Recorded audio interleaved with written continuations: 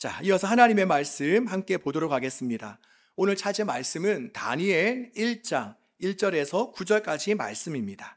다니엘 1장 1절에서 9절까지 말씀.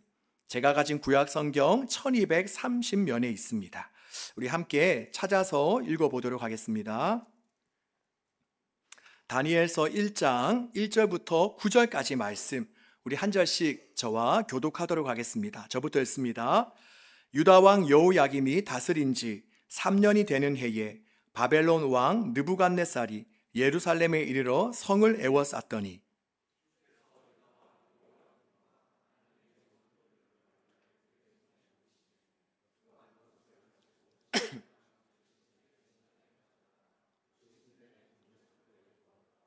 왕이 환관장 아스부나스에게 말하여 이스라엘 자손 중에서 왕족과 귀족 몇 사람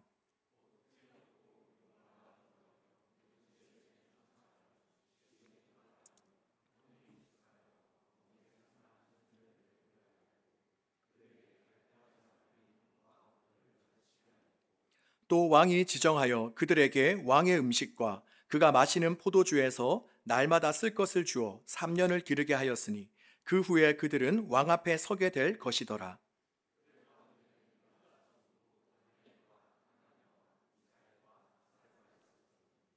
환관장이 그들의 이름을 고쳐 다니엘은 벨드사살이라 하고 하나나는 사드락이라 하고 미사엘은 메삭이라 하고 아사랴는 아벳느고라 하였더라.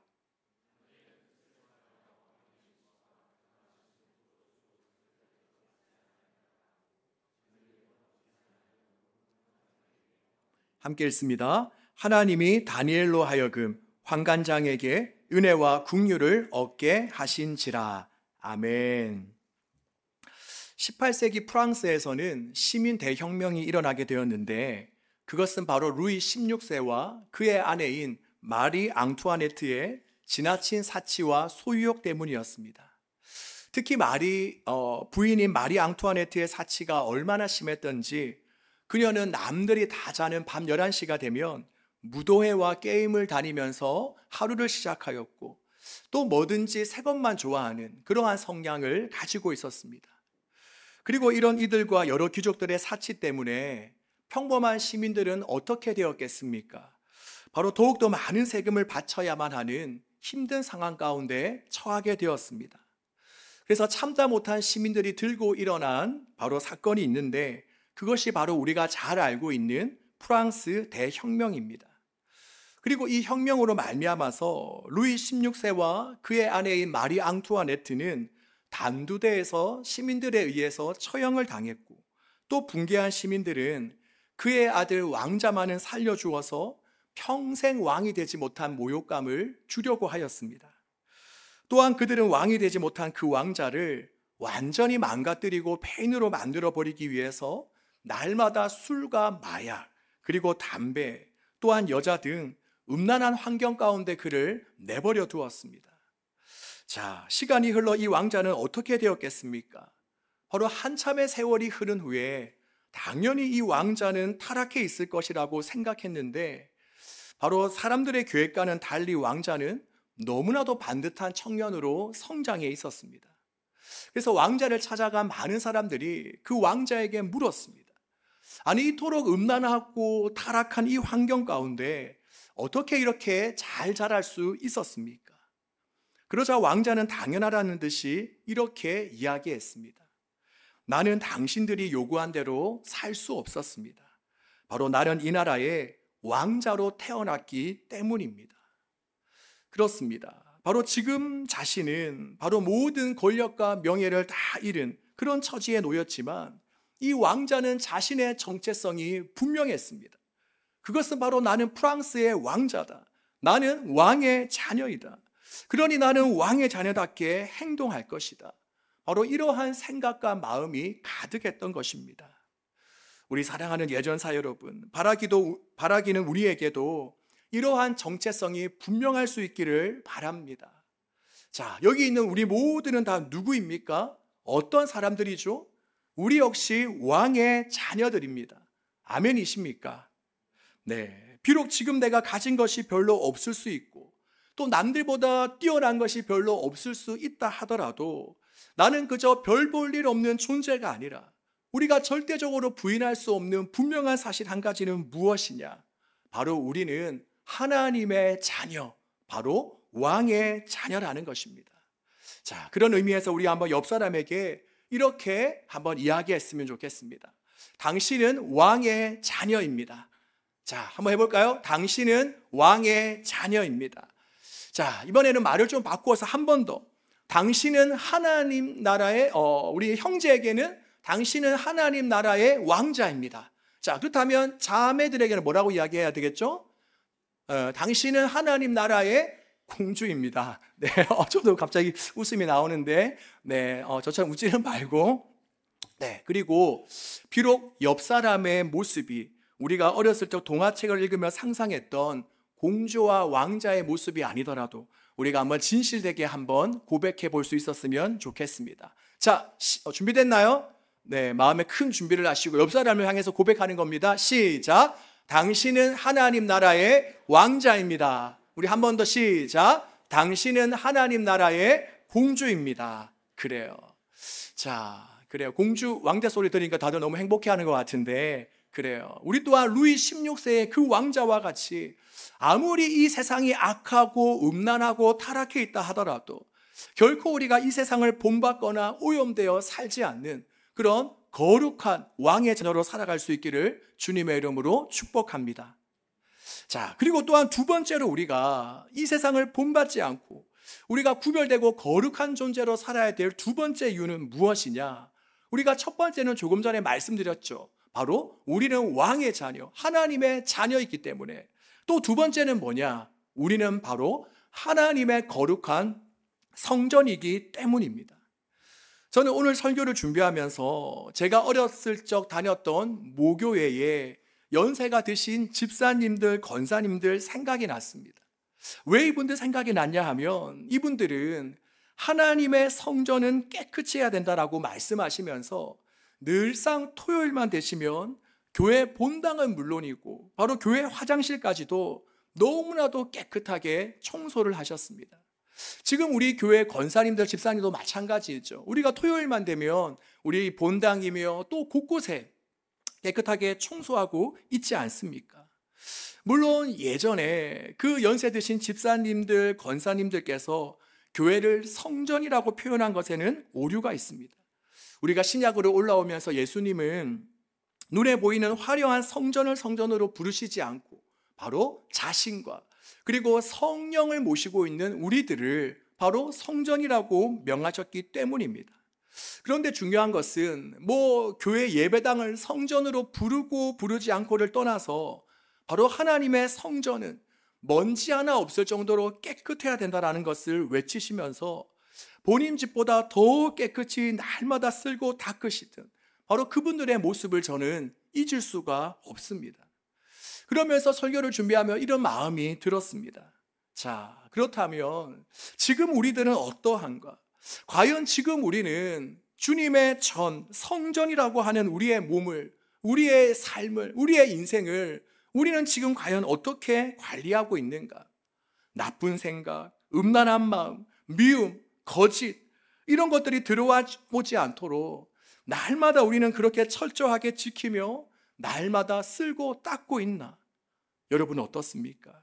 지금 주님께서 거하시는 바로 집인 우리의 이 성전, 우리의 몸은 어떻습니까? 과연 주님 앞에서 보실 때에 깨끗하게 잘 단정이 되어져 있습니까? 정리정돈이 잘 되어져 있습니까? 오늘 이 시간을 통해서 과연 성전된 나의 모습은 어떠한가를 우리가 주님 앞에서 깊이 돌아볼 수 있기를 바랍니다. 또한 이번 설교를 준비하면서 저는 두 가지 단어를 유튜브에 찾아서 한번 검색해 보았습니다. 첫 번째는 사랑이라는 단어이고 또 두 번째는 거룩이라는 단어입니다. 이 두 가지 단어 다 우리 교회에서 아주 중요하게 여기는 그런 단어이죠. 그러면서 제가 깜짝 놀랐습니다. 왜 놀랐나 하니 먼저 사랑이라는 단어를 유튜브에 검색해 보니 정말 엄청나게 많은 영상물이 나왔습니다. 그런데 교회에 관련된 영상보다도 그냥 사랑이라는 단어를 검색하니 나훈아의 사랑부터 그냥 뭐 일반적인 세상 속에서 말하는 영상들이 어쩌면 훨씬 더 많더라고요. 자, 그런데 제가 두 번째 단어는 뭘 검색했다고 했죠? 잘 듣고 있네요. 맞아요. 거룩이라는 단어를 검색해 보았습니다. 그런데 놀라운 것은 열이면 열, 백이면 백. 제가 페이지를 엄청나게 많이 넘기지는 않았지만 제가 거룩이라는 단어를 검색해 보니 모두가 다 기독교와 관련된 영상이었습니다. 그러면서 저는 한 가지 사실을 깨달았습니다. 그래, 우리가 사랑에 관해서는 세상도 사랑을 중요하게 여기고 교회도 사랑을 중요하게 여기고, 물론 성경과 세상이 말하는 사랑은 다를 수 있겠죠.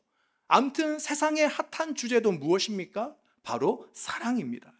그런데 바로 이 거룩은 다르다는 것을 저는 깨달았습니다. 바로 세상은 사랑만 강조하지 거룩을 강조하고 있지는 않더라고요. 오히려 세상은 사랑하면 이 거룩이 깨어지는 것에 대해서도 세상은 용납하고 있습니다. 그렇지 않습니까? 우리가 남녀가 교제할 때에 남자가 주로 여자에게 어떤 성적인 부분에 대한 것들을 요구하면서 주로 사용하는 말이 무엇이죠? 야, 너 나 사랑하지 않아? 그런데 어떻게 내가 요구하는 것을 너는 들어주지 않을 수 있어? 바로 이처럼 세상은 사랑하면 거룩이 깨어지는 것을 얼마든지 허용하고 있습니다. 이처럼 세상은 거룩에 대해서는 아무런 관심이 없습니다. 오히려 세상은 거룩을 외치면 아주 구시대적인 것으로, 시대착오적인 것으로 세상은 여기고 있습니다. 그러기에 이 거룩은 무엇이냐? 바로 우리 기독교만이, 예수 믿는 사람들만의, 바로 교회만의 독특한 특성입니다. 바로 교회만이 낼 수 있는 독특한 맛인 것입니다. 바로 거룩은 바로 교회에서만 부르짖고 교회에서만 맛볼 수 있는 거룩한 특성이라고 할 수 있습니다. 자, 그렇다면 교회된 저와 여러분은 어떻습니까? 지금 과연 우리에게는 이러한 거룩이라는 맛이 나고 있습니까? 또 이 거룩이라는 맛을 우리가 내면서 살아가고 있습니까?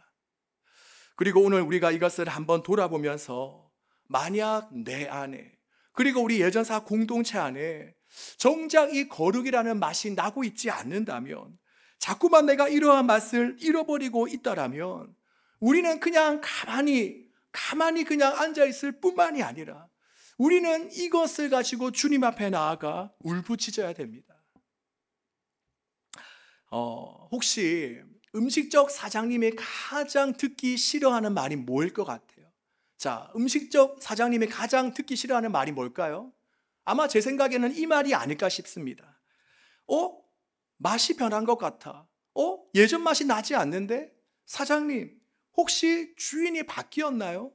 제가 생각할 때 식당 사장님이 가장 듣기 싫어하는 말은 바로 맛이 변했다는 말이 아닐까 생각되어집니다. 그것만큼 슬픈 게 없겠죠. 이와 마찬가지로 교회된 우리는 당연히 거룩한 맛을 내야 되는데 그 맛을 우리가 내지 못하며 살아간다라면 그저 우리는 잠잠히 있을 수가 없는 것입니다. 바로 주님, 나를 다시금 거룩하게 회복시켜 주시옵소서. 내 안에 예수 그리스도의 맛과 향기가 나게 하여 주시옵소서. 우리 안에, 우리 예전사 공동체 안에 거룩함으로 충만하게 하여 주시옵소서라고 우리는 몸부림쳐야 하는 것입니다. 우리 사랑하는 여러분, 우리가 거룩을 간절히 사모하며 거룩을 간절히 갈망하며 우리가 거룩한 맛을 낼 수 있기를 주님의 이름으로 축복합니다.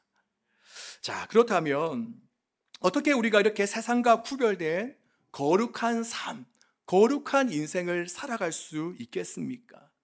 저는 이것에 좋은 본보기가 되는 인물이 있는데 그분은 바로 오늘 우리가 읽은 다니엘이라고 생각합니다. 먼저 본문 배경을 살펴보면 이 다니엘은 BC 605년경, 그러니까 꽤 오래전 사람이죠. 바로 BC 605년경에 바벨론의 느부갓네살이라는 왕이 예루살렘에 쳐들어왔습니다. 그리고 그 바벨론의 느부갓네살이 그 예루살렘에 쳐들어와서 했던 일이 뭐냐? 바로 예루살렘 안에 머물고 있는 왕족들, 귀족들, 그리고 똑똑한 젊은이와 청소년들을 다 잡아서 자신의 왕궁으로 끌고 갔습니다.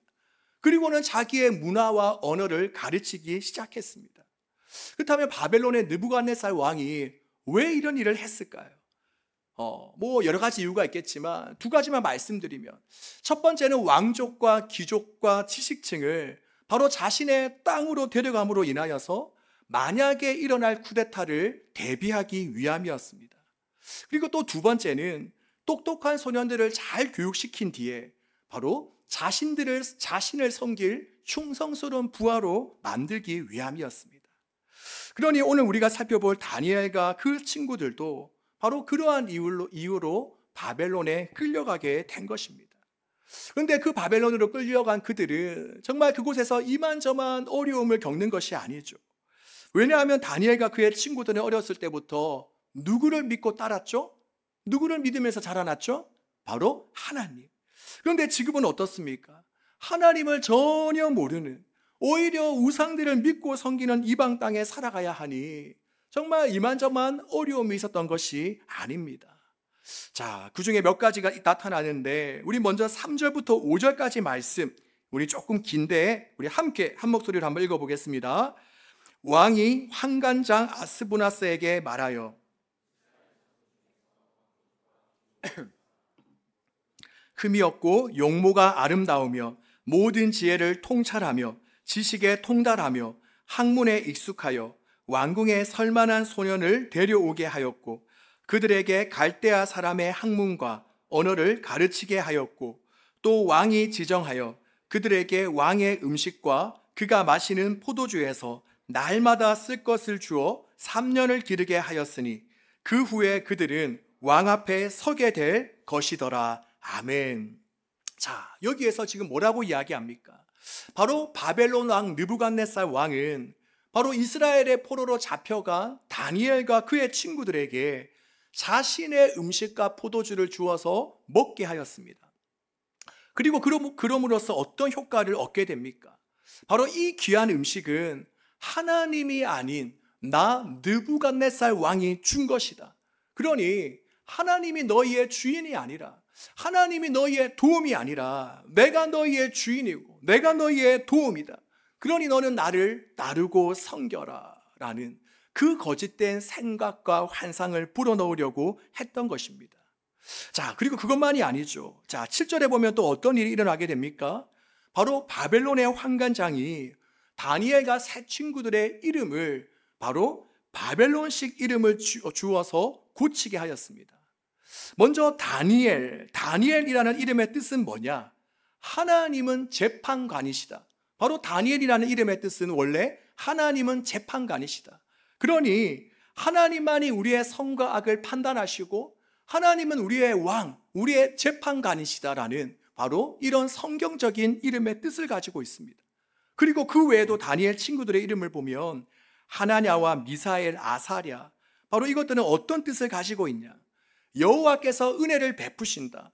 누가 하나님인가? 여호와께서 도우신다. 이것 또한 성경적인 뜻을 가지고 있습니다. 그런데 이러한 이름을 무엇으로 바꾸게 되죠? 바로 다니엘은 벨드사살, 그리고 사드락 메삭과 아벳느고는 그리고 그 친구는 사드락 메삭 아벳느고라는 바벨론식 이름을 주는데 바로 이러한 이름들은 이러한 뜻을 가지고 있습니다. 벨이요. 자, 여기서 벨은 우상을 말하죠. 벨이요. 그의 생명을 보존하소서. 또 두 번째는 아코의 명령. 또 세 번째는 누가 아코인가. 또 네 번째는 나부스를 섬기는 자. 바로 모두가 다 우상 숭배와 관련된 그러한 이름으로 바꾸었습니다.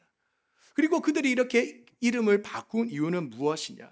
바로 너희가 믿는 하나님이 참 신이 아니라 바로 아코나 나부스가 진정 너희의 참 신이라는 거짓된 믿음을 불어넣으려고 했던 것입니다. 그러니 당시 다니엘과 이 세 친구들은 얼마나 마음이 흔들리고 또 유혹이 되었겠습니까? 그런데 중요한 것은 무엇입니까? 바로 그들이 이런 이유로 인하여서 조금도 그들의 믿음이 흔들리거나 세상에 동화되지 않았다라는 것입니다. 오히려 그들은 우상 숭배가 판치는 그 세상 속에 발을 딛고 살아가고 있지만 항상 그들의 눈과 마음은 어디를 향했습니까? 바로 하나님을 향하며 믿음을 꿋꿋이 잘 지켜낼 수 있었습니다. 자, 그렇다면 그 이유는 무엇일까? 우리 또한 그 이유를 안다면 동일한 상황 가운데 살아가고 있는 이 세상 속에서 우리가 믿음을 지키며 세상에 흡수되지 않고 살아갈 수 있지 않겠습니까? 이 시간 짧게 그 비결 3가지에 대해서 말씀드리고자 하는데요. 자, 첫 번째는 8절에 나와 있습니다. 바로 8절에 나와 있는 것처럼 다니엘은 거룩한 뜻을 정했습니다. 바로 거룩한 결심을 했습니다. 바로 다니엘은 나는 왕이 주는 더러운 음식으로 또한 왕이 주는 더러운 포도주로 나 자신을 더럽히지 않겠다라는 거룩한 결단과 다짐을 했습니다. 왜냐? 당시에 왕이 주는 음식은 먼저 우상에게 바쳤다가 다시 왕이 먹는 것이기 때문에 그 음식을 먹는다라는 것은 곧 우상을 인정하는 것이며 하나님의 명령에 반하는 것이었기 때문입니다. 그래서 다니엘과 세 친구들은 나는 이 음식을 받아 먹지 않음으로 말미암아 내 자신을 더럽히지 않겠다라는 그 거룩한 뜻을 세웠던 것입니다. 여러분, 바라기는 우리 모두도 이러한 거룩한 결단과 다짐을 할 수 있기를 바랍니다. 우리가 교회를 벗어나 우리가 주님 곁을 벗어나 세상으로 한 발짝 발걸음을 옮기면 어떻습니까? 바로 돈이 최고라는 물질주의, 그리고 모든 종교를 믿어도 구원받을 수 있다라는 종교다원주의, 바로 이런 것들이 우리의 믿음을 송두리째 흔들고 있습니다. 또 우리는 지금 도덕적 상대주의로 인하여서 온갖 거짓과 불법과 음란함이 가득하고, 또한 요즘의 문화는 자기 자신을 내세우고 자기 자신을 자랑하고 자기 자신을 사랑하기 바쁜 그러한 풍토 가운데 우리는 살아가고 있습니다. 그러기에 이러한 세상을 살아가고 있는 우리는 다니엘처럼 뜻을 정해야 됩니다. 비록 내가 이 세상에 발을 딛고 살아가고 있지만 나는 더 이상 세상에 물들지 않겠다. 나는 과감히 이 세상적 가치들을 거부하겠다. 내 자신을 더럽히지 않겠다라는 거룩한 결단과 다짐이 필요한 것입니다.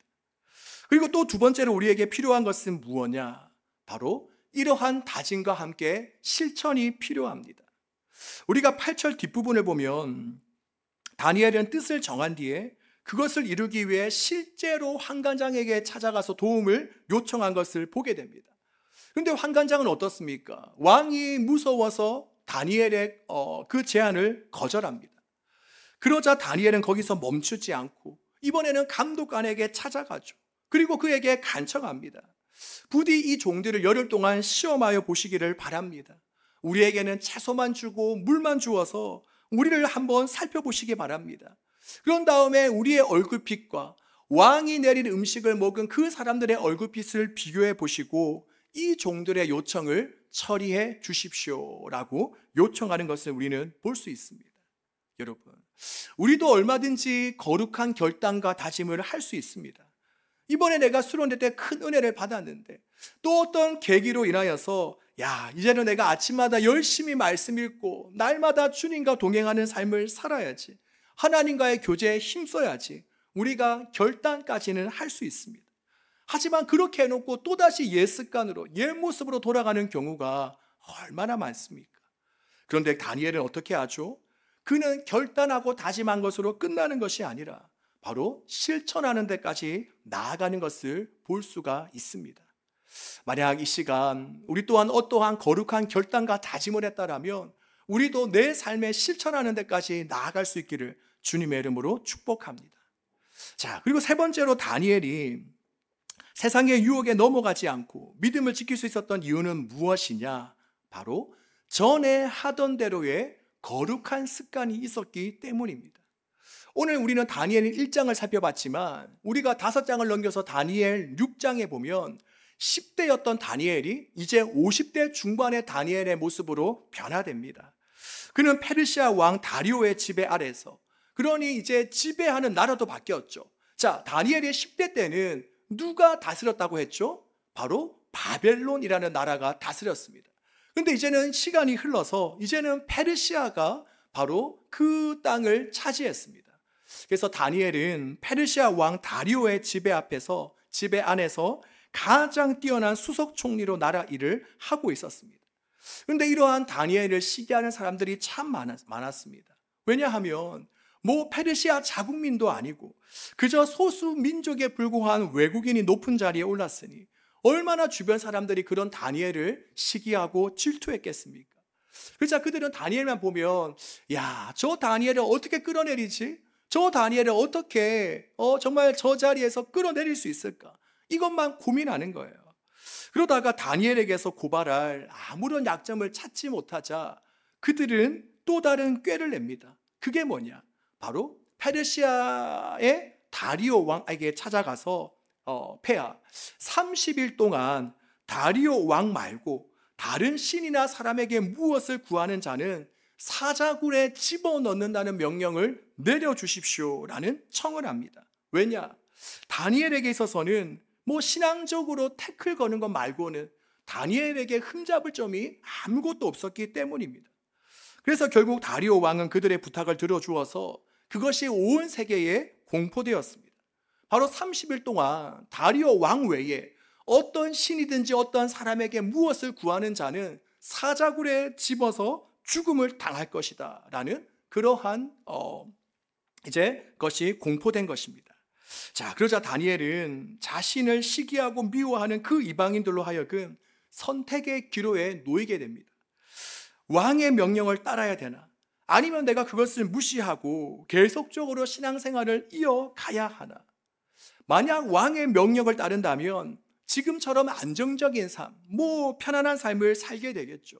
그런데 반대로 그 왕의 명령을 거부하고 무시하면 어떻게 됩니까? 그저 사자굴에서 비참하게 인생을 마감하게 될 것이 뻔했습니다. 자, 만약에 여러분이 50대에 꽤 괜찮은 자리에 있는 사람이라면 어떤 선택을 하시겠습니까? 여러분이 다니엘의 입장이라면 어떤 방법을 택하겠습니까? 더욱이 다니엘은 아무것도 모르고 가진 것이 별로 없는 바로 새파란 청년도 아니고 이제는 중년에 접어든 50대입니다. 새로운 것을 도전하고 시도하기보다는 그저 안정적인 삶을 추구하기 쉬운 그러한 나이였습니다. 그럼에도 불구하고 다니엘은 어떻게 하죠? 바로 왕이 그 명령을 했다는 말을 듣고도 그는 곧장 집으로 돌아가서 하나님께 기도하기 시작합니다. 그것도 그냥 집안에서 몰래 기도하면 아무도 몰랐겠지만 그는 오히려 창문을 활짝 열고 하나님께 기도하는 것을 볼 수 있습니다. 그렇다면 그가 이렇게 거룩한 선택을 할 수 있었던 이유는 무엇이냐? 바로 전에 하던 대로의 거룩한 습관이 있었기 때문입니다. 자, 우리 화면을 보면서 다니엘 6장 10절 말씀 우리 함께 읽어보겠습니다. 다니엘이 이 조서에 왕이 도장이 찍힌 것을 알고도 자기 집에 돌아가서는 윗방에 올라가 예루살렘으로 향한 창문을 열고 전에 하던 대로 하루 3번씩 무릎을 꿇고 기도하며 그의 하나님께 감사하였더라. 아멘. 그렇습니다. 바로 다니엘이 죽음 앞에서도 당당하게 신앙을 지킬 수 있었던 비결은 무엇이냐? 바로 그에게 전에 하던 대로의 거룩한 습관이 있었기 때문입니다. 그렇습니다. 다니엘은 약 15세, 16세, 요즘으로 치면 중고등학생 시절에 그 바벨론이라는 나라로 끌려와서 다른 친구들은 왕이 시키는 대로 다 할 때에 그는 그것을 거부하며 왕이 주는 음식도 먹지 않고 또 왕이 세운 신상 앞에서도 절하지 않았습니다. 그리고 10대 때부터 시작된 그 지속된 믿음과 거룩한 습관이 이제는 20대, 30대, 40대 그리고 50대가 된 자신으로 하여금 바로 세상으로 굴복하지 않고 끝까지 구별되고 분별된 거룩한 삶을 살아가도록 했던 것입니다. 그러니 여러분, 우리 또한 지금 이 청년의 시기부터 여러분이 거룩한 습관이 있을 수 있기를 바랍니다. 우리가 때때로는 정말 내 마음이 완전히 무너지고 아무것도 하기 싫고 주님 앞에 나아가기 싫을 그때 정말 낙심이 될 때도 있을 텐데 그때 우리를 회복시키고 살리는 것이 무엇이냐? 저의 경험에 의하면 예전부터 내가 해왔던 어떤 거룩한 습관이 그 순간 나를 하나님께로 인도하게 되더라고요. 예를 들면 아침마다 했던 큐티가 나를 다시금 하나님께로 데려가게 하고 또 찬양을 듣는 것이 또 나로 하여금 하나님께 데려가게 하고, 바로 이러한 거룩한 습관이 내가 아무것도 할 수 없는 그때에 나로 하여금 하나님께로 인도하고 데려가도록 하더라고요. 그러기에 바라기는 여러분 또한 여러분 각자만의 전에 하던 대로의 거룩한 습관이 오늘부터 있을 수 있기를 바랍니다. 또 예전부터 하던 것들이 있다라면 그것들을 여러분들이 잘 하루하루 쌓아서 정말 그것이 거룩한 습관으로 여러분의 삶으로 라이프 스타일로 변화될 수 있기를 바랍니다.